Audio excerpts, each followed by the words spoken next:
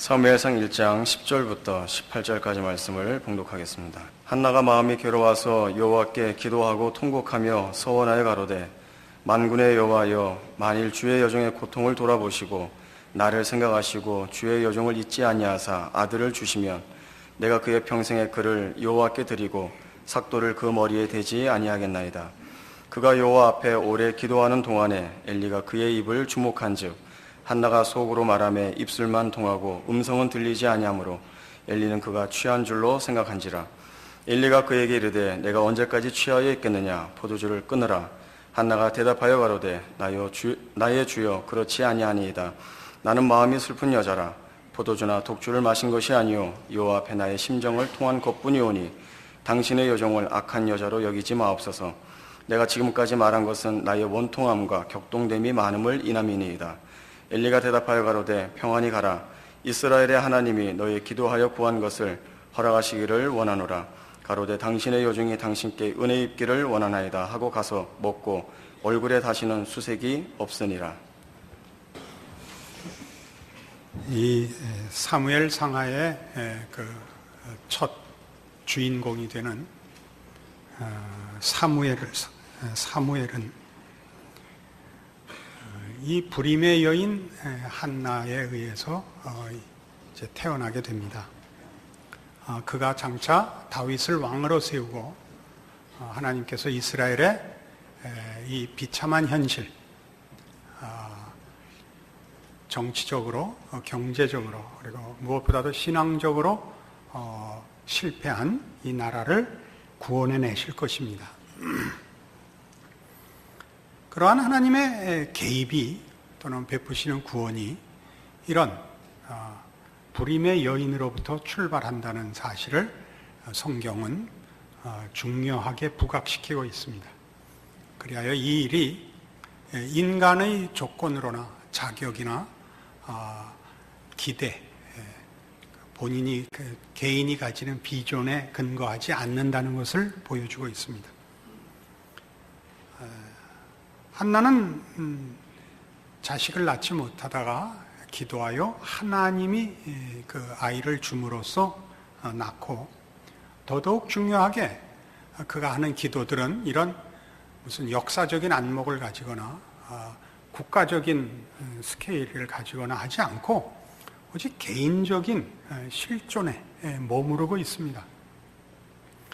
한나 하면 기도의 어머니요, 또 우리 기독교 역사 속에서 각 시대 교회마다 가장 대표적으로 그 신앙의 모범으로 열거하는 인물 중에 하나입니다만, 오늘 본문에서 보다시피 한나는 이 기도를 개인적인 차원에서 하고 있는 것이 분명합니다. 6절을 보시면 여호와께서 그로 성태치 못하게 하심으로 그 대적 분인나가 그를 심히 격동하여 번민케 하더라 해서 그 분인나와의 개인적인 감정의 싸움이 가장 큰 문제요, 또 이 기도하는 일에 동기가 되는 것으로 묘사되고 있습니다. 7절에도 매년에 한나가 여호와의 집에 올라갈 때마다 남편이 그같이 하며 분인나가 그를 격동시키므로 그가 울고 먹지 아니하였다, 이렇게 나옵니다. 11절 10절부터 보죠. 한나가 마음이 괴로워서 여호와께 기도하고 통곡하며 서원하여 가로되 만군의 여호와여, 만일 주의 여종의 고통을 돌아보시고 나를 잊지 아니하시고 주의 여종을 잊지 아니하사 아들을 주시면 내가 그의 평생에 그를 여호와께 드리고 삭도를 그 머리에 대지 않겠습니다. 우리가 너무 이 한나가 미화되어 있어서 이렇게 본문을 읽을 때 그저 지레짐작으로 기도 많이 한 사람 이렇게 생각하고 읽으니까 이게 다 써 있는 대로 이해가 안 됩니다. 써 있는 대로 보시면 분명히 그는 자존심 싸움 외에 아무 생각이 없는 아주 한심한 여인입니다. 이렇게 얘기하면 또 많이 혼동을 하실 수 있는데 사실이 그렇습니다. 한나는 훌륭하지 않습니다. 성경의 어느 인물도 훌륭한 사람이라고 등장하는 예가 없습니다. 그렇지 않으면 기독교에서 주장하는 신앙이 복음이 될 수가 없습니다. 성경에 등장하는 인물들이 위인들이요, 영웅들이면 우리같이 잡것들은 기댈 데가 없습니다. 성경이 말하고자 하는 것은 하나님에게 도움이 되는 사람이었다라는 걸 목적으로 해서 이 사람들을 등장시키지 않습니다. 어느 누구에게나 그 스스로가 해결할 수 없는 문제가 있어서 하나님이 간섭하여 그 문제가 해결됐다를 설명하기 위하여 있을 뿐입니다. 그래서 이 한나는 이 개인적인 문제, 자존심의 문제이기도 하고 현실적인 문제이기도 합니다. 가장 원초적이고 원색적인, 그리고 전혀 개인적인 가장 시급한 실존의 문제로서 하나님 앞에 호소하고 그 답을 얻게 됩니다. 그런데 이제 이것이 왜 역사서에 등장을 해야 되느냐? 그렇다면 이게 역사이기 때문입니다. 이게 역사라는 것은 하나님은 바로 역사 속에서 이 일을 하시고, 역사란 하나님이 이렇게 각 개인의 필요에 찾아오사 응답하신 것이 역사입니다. 그렇게 얘기를 하면 우리가 얼핏 생각하기에도 역사란 그거보다는 큰 틀의 문제가 아니냐 하는 생각이 드십니다. 역사란 개개인의 자질구레한 보통 삶의 문제가 아니라 그 삶이 구성되고 기반되는 큰 틀의 문제가 역사가 아니냐. 그렇습니다. 이 둘은 연결됩니다. 우리는 먼저 이 구원의 문제가, 이런 개인의 실존 속에서 하나님을 만나는 문제가 어떻게 역사와 이어지는지를 성경의 증언을 들을 필요가 있습니다. 에베소서 1장을 가보십시다. 신약성경 310페이지 에베소서 1장 7절입니다. 우리가 그리스도 안에서 그의 은혜의 풍성함을 따라 그의 피로 말미암아 구속 곧 죄사함을 받았으니 이는 그가 모든 지혜와 총명으로 우리에게 넘치게 하사 그 뜻의 비밀을 우리에게 알리셨으니 곧 그 기쁘심을 따라 그리스도 안에서 때가 찬 경륜을 위하여 예정하신 것이니 하늘에 있는 것이나 땅에 있는 것이 다 그리스도 안에서 통일되게 하려 하심이라. 우리는 개인의 구원 문제와 역사에서의 하나님의 일하시는 문제를 보통 잘 연결시키지 못합니다. 종말이 오기 전에 빨리 불쌍한 죄인들을 구원하여 내세를 준비시키자 하는 식으로 보통 나누어서 생각을 하는데, 지금 이 7절에서 10절까지 얘기는 하나님께서 우리를 구원하시는 것이 바로 그리스도 안에서 하늘과 땅을 통일시키는, 즉 세계와 역사를 구원하시는 일의 중요한 내용이라는 것입니다. 하나님께서는 세상을 구원하러 오셨습니다. 그러니까 여기 세상 속에는 우리 각 개인, 인류가 들어있을 뿐만 아니라 하나님이 창조하신 모든 피조물이 포함되어 있습니다. 즉 세상과 역사를 구원하러 오셨습니다. 우리 개인들의 영혼이 구원을 받는 것은 우리 각자의 경험 속에서, 회심 속에서 확인이 되지만 세상이 구원을 받는 것은 아직 우리 눈에 안 보입니다. 그 이유는 그것은 주님 다시 오시는 날로 그 완성이 미루어져 있기 때문입니다. 사실 그 문제는 우리도 그렇습니다. 우리의 구원도, 우리의 신앙과 영혼으로서는 분명한 구원이 이미 이루어졌음에도 불구하고 이 구원의 총체적인 완성, 몸까지 포함한, 자연계와 세상까지 포함한 구원은 미루어져 있습니다. 안 그렇습니까? 그래서 우리는 하나님이 그의 백성들을 구원하신다는 사실은 인정을 하면서도 세상을 구원하고 계시다는 사실에는 당장 이렇게 수긍하지 않곤 합니다. 그러나 세상을 구원한다는 것이 무엇이냐 하면 결국 이 하나님의 정의로운 통치를 실현하는 것입니다. 하나님의 정의로운 통치를 실현하신다는 것은 공평과 정의로 다스리시는 하나님의 나라를 만드시는 것입니다. 공평과 정의의 나라를 만드시는 일 중에 우선 급한 것이 공평과 정의로 다스리실 나라의 백성들입니다. 우리를 구원하시는 일이 제일 중요한 문제로 부각되고 있고, 이 세상을 그런 세상으로 바꾸는 것은 점진적으로가 아니라 없애고 새 하늘과 새 땅으로 주실 것입니다. 그리고 구원한 그의 백성들도 변화된 몸을 그때야 주실 것입니다. 지금 그 과정 속에 있고 아직 완성은 허락되어 있지 않습니다. 이미 시작되었고 약속된 것이 우리에게 경험되고 있으나 완성은 되어 있지 않으니까 우리는 마치 실존적으로 하나님의 구원을 경험한, 영적으로 경험한 자들이 하나님이 우리를 구원하신다는 사실은 공감하면서도 세상을 구원하고 있다는 데 대해서는 선뜻 공감하지 못하는 것입니다. 그러나 우리야말로 피조물 중에 주인공이요, 우리를 구원하고 계시는 것으로서 하나님이 이 역사에 개입하고 주도권을 잡고 있다는 것을 우리가 확인해야 됩니다. 그의 백성들을 불러내시는 것은 그의 나라를 완성하며 구원하는 일에 가장 중심되는 내용이기 때문입니다. 그러면 여기서 우리가 잠시 말하자면 이런 하나님께서 우리를 구원하시는 것이 역사를 완성하시며 구원하시는, 세상을 구원하시는 일과 같은 맥락이라는 이 사실에 대하여 부정적인 생각이 드는 부분, 정치나 경제나 사회나 교육이나 문화나 다 바뀌는 것이 없지 않느냐, 구원하고 있다면 뭐가 진전되는 것이 있어야 되지 않느냐 하는 문제를 하나 짚고 넘어갈 수밖에 없습니다. 로마서 8장입니다.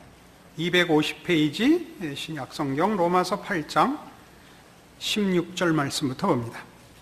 성령이 친히 우리 영으로 더불어 우리가 하나님의 자녀인 것을 증거하시나니 자녀이면 또한 후사 곧 하나님의 후사요 그리스도와 함께한 후사니 우리가 그와 함께 영광을 받기 위하여 고난도 함께 받아야 될 것이니라. 생각건대 현재의 고난은 장차 우리에게 나타날 영광과 좋게 비교할 수 없도다.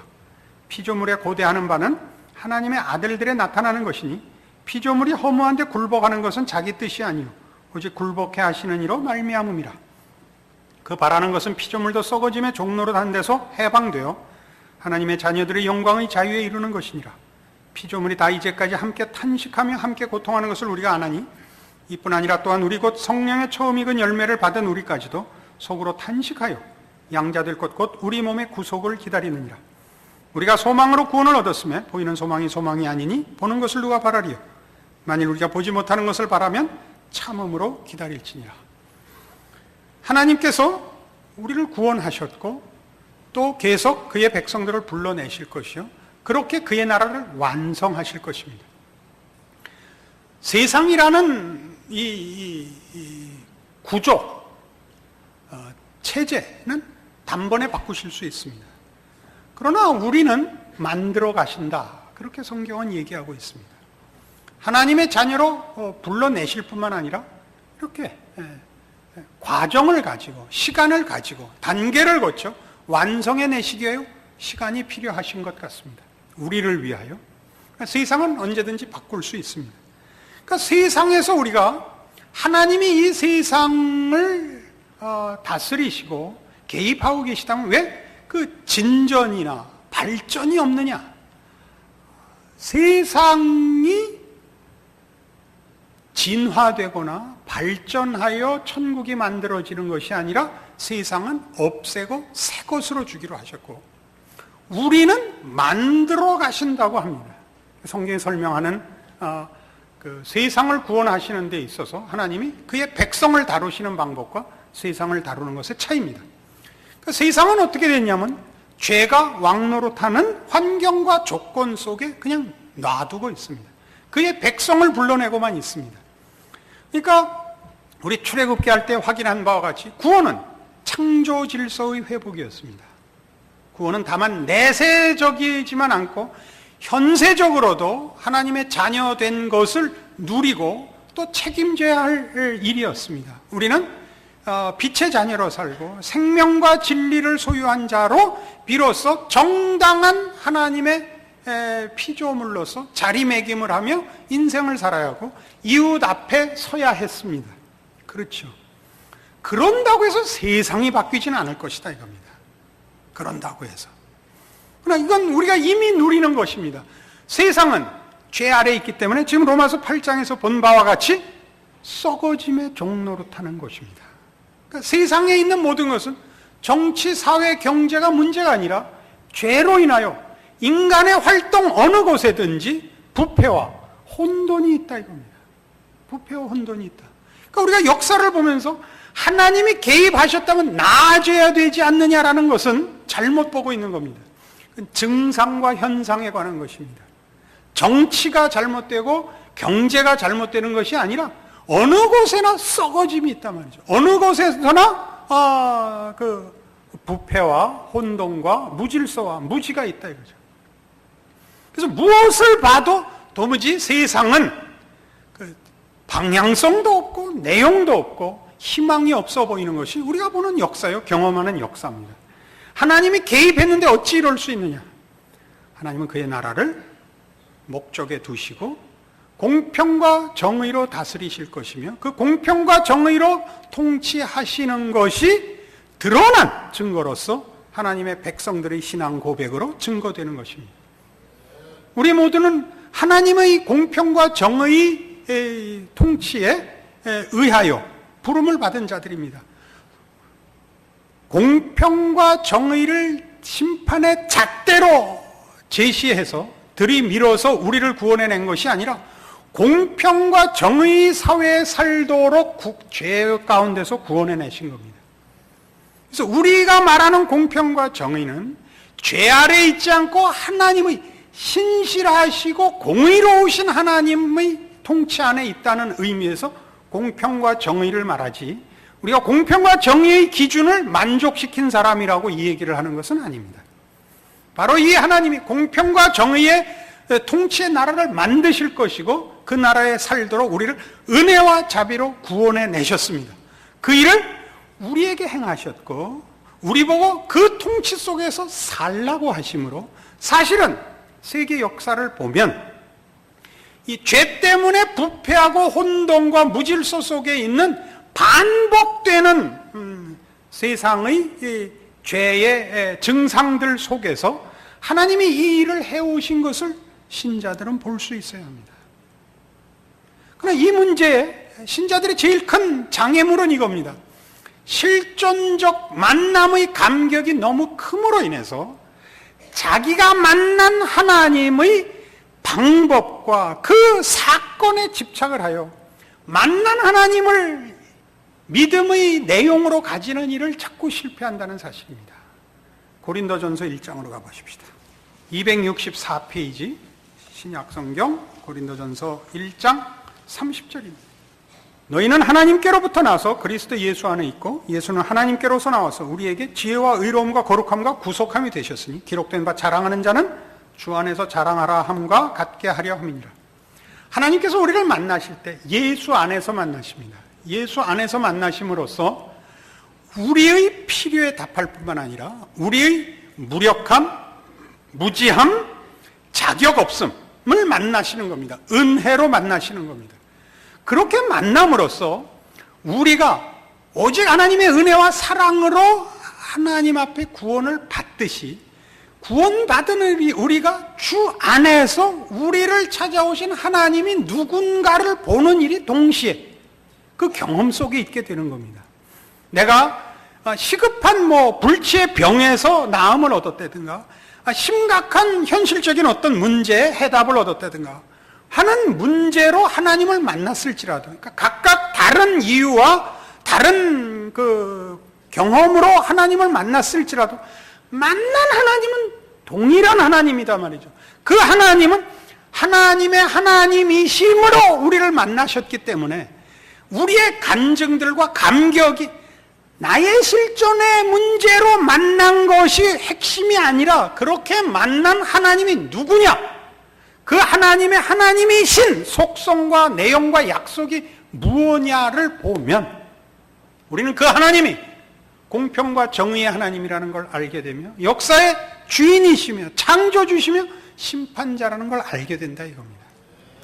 이쪽으로 넘어오지 않으면 우리는 신앙이 밤낮 필요에 응하시는 하나님, 슈퍼맨이 되고 맙니다. 하나님이. 그러니까 역사를 고쳐내시는 하나님은 없고 필요한 것만 와서 그때그때 무너지는 다리를 붙잡아주고 빠진 눈깔 다시 꽂아주고 이런 하나님이 되고 만단 말이죠. 그럼 어떻게 되냐 하면 내 필요와 내 현실과 내 상황에서의 필요와만 하나님을 만남으로써 그것이 해결되지 않으면 관계가 끊어지죠. 오늘 문제를 해결해 주면 함께 지내고 또 다음에 만나는 문제가 또 해결돼야 또 같은 편이고 아니면 다른 편이 되는 겁니다. 그거는 우리의 신앙이 그 신앙의 힘을 가질 토대를 잃어버리는 것이 됩니다. 이 공평과 정의의 하나님, 역사의 주인이신 하나님을 이해하게 되고 믿게 되면 비로소 우리는 우리의 소원들과 기도에 전부 응답을 받지 못한다 할지라도 그런 경우는 드물지 않습니까? 이 응답받은 건 한두 개고 받지 못한 건 수도 없이 많지 않습니까? 그런다 할지라도 이 큰 틀 속에서 공평과 정의의 하나님이라는 사실 속에서 우리의 신앙이 힘을, 기반을 그리고 그 소망을 잃지 않게 되는 것입니다. 골로새서 1장에 가시면 그래서 사도 바울은 자기의 사역을 이렇게 소개합니다. 324페이지 신약성경 골로새서 1장 24절입니다. 내가 이제 너희를 위하여 받는 괴로움을 기뻐하고 그리스도의 남은 고난을 그의 몸된 교회를 위하여 내 육체에 채우노라. 내가 교회의 일꾼 된 것은 하나님이 너희를 위하여 내게 주신 경륜을 따라 하나님의 말씀을 이루려 함이니라. 이 비밀은 만세와 만대로부터 오므로 감추었던 것인데 이제는 그의 성도들에게 나타났고 하나님이 그들로 하여금 이 비밀의 영광이 이방인 가운데 어떻게 풍성한 것을 알게 하려 하심이라. 이 비밀은 너희 안에 계신 그리스도시니 곧 영광의 소망이니라. 우리가 그를 전파하여 각 사람을 권하고 모든 지혜로 각 사람을 가르치면 각 사람을 그리스도 안에서 완전한 자로 세우려 함이니 이를 위하여 나도 내 속에서 능력으로 역사하시는 이의 역사를 따라 힘을 다하여 수고하노라. 이 사도 바울이 자기 사역을 어떻게 소개하고 있냐면 우리가 얻은 이 복음을, 이 구원을 이웃에게도 전하여 함께 예수 믿고 복 받고 천국 가게 합시다. 이렇게 작게 얘기하지 않는다는 겁니다. 그가 자기의 사역을 어떻게 소개하느냐 하면 하나님이 작정하신 역사적 안목에서 하나님이 하시려는 일에 내가 동참하였다라는 차원에서 자기 사역을 소개합니다. 24절 다시 보시면 내가 이제 너희를 위하여 받는 괴로움을 기뻐하고 그리스도의 남은 고난을 그의 몸된 교회를 위하여 내 육체에 채워놓으라. 그리스도의 남은 고난, 그리스도께서 십자가를 지신 일이 하나님께서 어떻게 세상을 구원하시려고 작정하사 그 작정을 이루신 손길이요 개입하신 사건이요 증거인가로서 제시하는 겁니다. 이 역사는 그리 갈 것이라. 하나님의 나라로, 하나님의 통치로 귀결될 것이라. 이 역사가 그리 갈 것이니까 나는 이 일에 참여하겠노라. 다른 쪽으로 가는 것은 역행하는 것이요 잘못 가는 것입니다. 소용없는 짓입니다. 그것이 사도 바울이 자기 사역을 소개하는 또 이해하는 방법이며 그것을 그래서 그 25절 이하에 있는 바와 같이 내가 교회 일꾼 된 것은 하나님이 너희를 위해 내게 주신 경륜을 따라 하나님의 말씀을 이루려 함이니라. 이 비밀은 만세와 만대로부터 오므로 감추었던 것인데 이제는 그의 성도들에게 나타났다 이겁니다. 이 비밀은 신비라는 표현입니다. 신비, 직역하면 신비가 맞습니다. 이 신비는 왜 신비냐면 하나님이 이런 공평과 정의의 나라를 세우사 우리를 그의 백성으로 살게 하시려고 우리로 복된 영광의 삶을 살게 하시려 하는데 그것이 우리에게 이유가 없다 이거죠. 하나님이 이 일을 이루어 우리에게 복을 주시며 우리에게 은혜를 베푸시며 영광된 삶을 살게 하시려는 일이 우리가 요구했거나 동참했거나 무슨 조건이 있는 것이 아닌데 하나님이 이 일을 우리에게 허락하셨다. 참으로 말이 안 되는 일이다. 이해가 안 되는 일이다. 이것이 이 신비입니다. 그러나 이것이 하나님이 하시려는 역사적 목적이요 세계를 향한 그의 작정입니다. 그러니까 우리는 역사를 알고 있는 유일한 자들일 것입니다. 그리고 이 일의 결국이 얼마나 복된 것이냐를 그 27절에 보는 바와 같이 하나님이 그들로 하여금 이 비밀의 영광이 이방인 가운데 어떻게 풍성한 것을 알게 하려 하심이라. 이 비밀은 너희 안에 계신 그리스도시니 곧 영광의 소망이라. 영광의 소망이라. 이것이 얼마나 놀랍고 굉장한 하나님의 약속인가. 그 우리에게 허락된 구원, 역사의 목표가 세상과 인류에게 얼마나 영광스러운 목표로 약속되어 있는가 때문에 바울은 그의 생애를 하나님의 이 일에 바치는 것입니다. 이러한 이해야말로 우리 모든 성도들이 삶을 살면서 가져야 하는 중요한 기독교 신앙에 대한 이해입니다. 이런 것이 없으면 우리는 그저 개인적인 이해관계에서 벗어나지를 못하며 우리 삶에서 부닥치는 이 세상과 인생의 그 부조리, 설명되지 않는 억울한 것들 속에서 그저 늘 비틀거릴 것입니다. 이런 큰 틀로서의 이해가 너무나 중요한 기독교 신앙의 토대가 되어야 할 것입니다. 성경은 이런 식의 설명들을 사실 여러 군데서 하고 있습니다. 중요한 근거 구절을 하나 소개하려고 합니다. 이사야 9장입니다. 구약성경 976페이지입니다. 이사야 9장 1절, 전에 고통하던 자에게는 흑암이 없으리로다. 옛적에는 여호와께서 스불론 땅과 납달리 땅으로 멸시를 당케 하셨더니 후에는 해변길과 요단 저편 이방의 갈릴리를 영화롭게 하셨느니라. 흑암에 행하던 백성이 큰 빛을 보고 사망의 그늘진 땅에 거하던 자에게 빛이 비치도다. 주께서 이 나라를 창성케 하시며 그 즐거움을 더하게 하셨으므로 추수하는 즐거움과 탈취물을 나누는 때의 즐거움 같이 그들이 주의 앞에서 즐거워하니 이는 그들의 무겁게 맨 멍에와 그 어깨의 채찍과 그 압제자의 막대기를 꺾으시되 미디안의 날과 같이 하셨음이니이다. 어지러이 싸우는 군인의 갑옷과 피 묻은 복장이 불에 섭같이 살라지리니 이는 한 아기가 우리에게 낳고 한 아들을 우리에게 주신 바 되었는데 그 어깨에는 정사를 메었고 그 이름은 기묘자라 모사라 전능하신 하나님이라 영존하신 아버지라 평강의 왕이라 할 것임이라.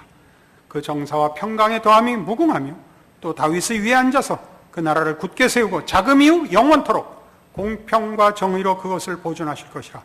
만군의 여호와의 열심히 이를 이루시리라. 이 메시아에 대한 예언입니다. 그러나 이 메시아는 왜 오는가? 하나님께서 작정하신 공평과 정의의 나라를 이루러 오십니다. 그는 오셔서 눈먼 자를 눈을 뜨게 할 뿐만 아니라 눈이 쓸모 있도록 빛도 비추실 것입니다.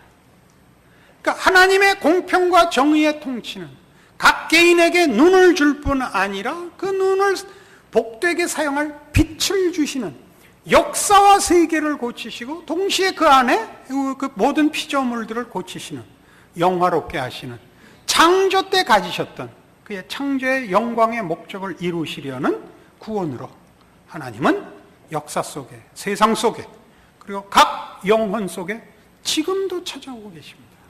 그리고 그 일을 이루실 것입니다.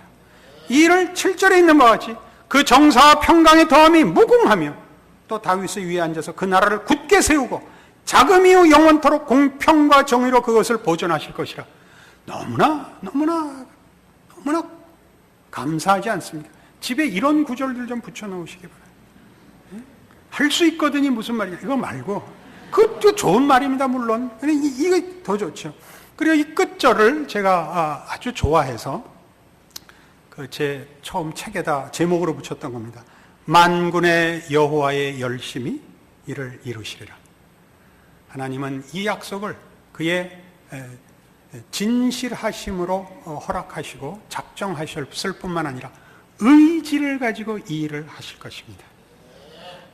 우리는 그 의지와 그 신실하신 약속의 결실들이요, 증인들인 것입니다.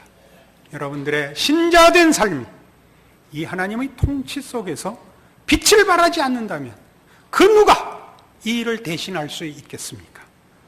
여러분의 신자된 그 현실과 존재에 대하여 더 깊은 감사와 더 큰 능력의 충성이 있기를 바랍니다. 기도하십시다. 하나님 아버지 은혜를 감사합니다. 온 천하의 주인이시오, 역사와 우리 각 영혼의 주인이신 하나님께서 이제 공평과 정의로 다스리는 나라를 시작하셨고 그렇게 찾아오셨고 예수 그리스도로 증언하셨습니다.